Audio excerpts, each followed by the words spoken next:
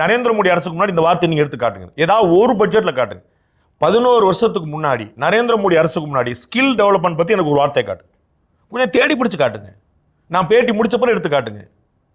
இந்த ஃபோக்கஸ் இவங்க தாங்க பண்ண ஆரம்பிச்சிருக்காங்க. அதாங்க சொல்லிட்டு இந்த ஃபோக்கஸ் இவங்க தான் இதுக்கு முன்னாடி பண்ணது இல்லைங்க சொல்லிட்டு இருக்கேன். பேர் வச்சிருக்காங்க நீங்க சொல்ற மாதிரி அனுமதிச்சிருக்காங்க. பட் நீங்க 11 வருஷத்துல 25 கோடி பேர் வறுமை கோடுகள் வெளிய வந்திருக்காங்க. எடுத்து பாருங்க. IMF data. இது வந்து இந்திய அரசு கொடுக்குற டேட்டா இல்ல. நீங்க வந்து போய் சொல்றாங்க பிஜேபி சொல்லுவாங்க.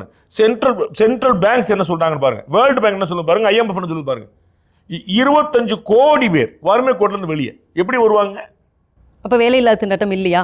இருக்குன்னு நீங்க சொல்லுங்க. நீங்க வறுமை நிலை சிவப்பு ஒரு படம் எடுத்து காட்டுங்க. டெவலப் பண்ணு சொல்றீங்க, வேலை வாய்ப்பு உருவாக்கப்பட்டிருக்கான்னு சொல்றீங்க. நான் சொல்றேன் நீங்க இவ்வளவு பேர் வேலைக்கு வந்திருக்காங்க, எப்படி வருவாங்க? பெண்கள் மக்கள் தொகை சரிபாதி இந்தியாவில், சரிங்களா? சரிபாதி மக்கள் தொகை 70 வருஷமா வந்ததே இல்லை.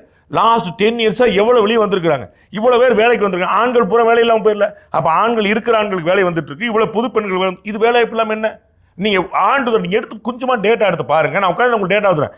ஆண்டுதோறும் PF இன்செஷன் எவ்வளவு பேர் சேருதுன்னு பாருங்க. ஆண்டுதோறும் ES எவ்வளவு இருக்கு? எகிரிக்கிட்டு போகுது. 1 2 100 10 லட்சங்கள்ல எகிரிட்டு போகுது.